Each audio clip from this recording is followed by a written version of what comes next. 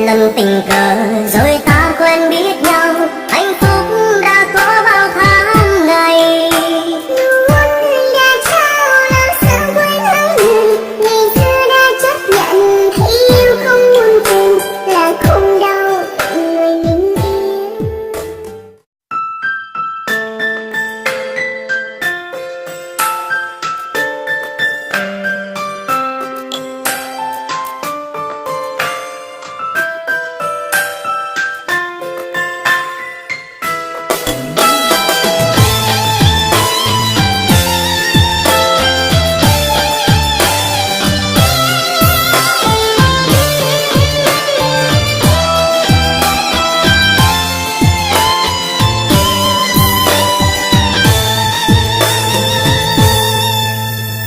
Một lần tình cờ rồi ta quen biết nhau, hạnh phúc đã có bao tháng ngày.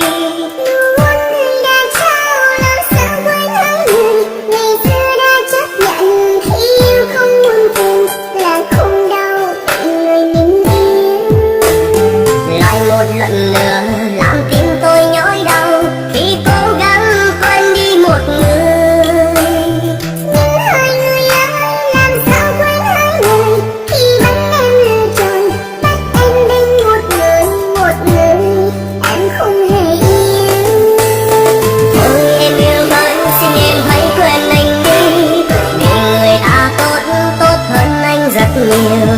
Bởi vì ngày xưa khi yêu nhau ta đã hiểu về nhau. Nhưng ngày hôm nay ta nhận ra cả hai không thể nào đi tiếp hết con đường về sau.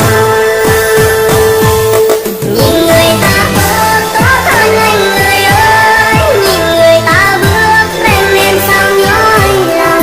Sự thật em không hề định nói người ta, chỉ có mình anh thôi.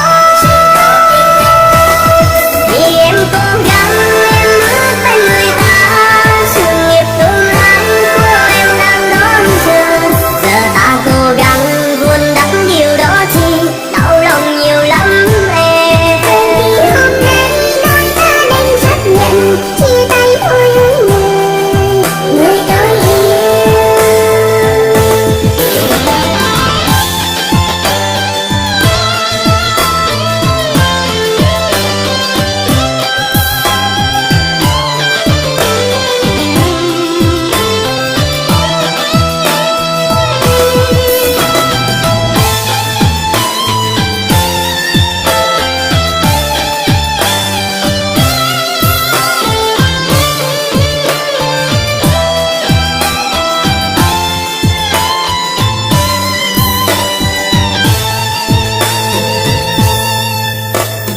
Lại một lần nữa làm tim tôi nhói đau khi cố gắng quên đi một người. Nhưng hai người ơi, làm sao quên hai người khi bắt em lựa chọn, bắt em bên một người em không hề yêu. Ôi em yêu ơi, xin em hãy quên anh đi, vì người ta tốt hơn anh rất nhiều. Bởi vì ngày xưa khi yêu nhau ta đã hiểu về nhau.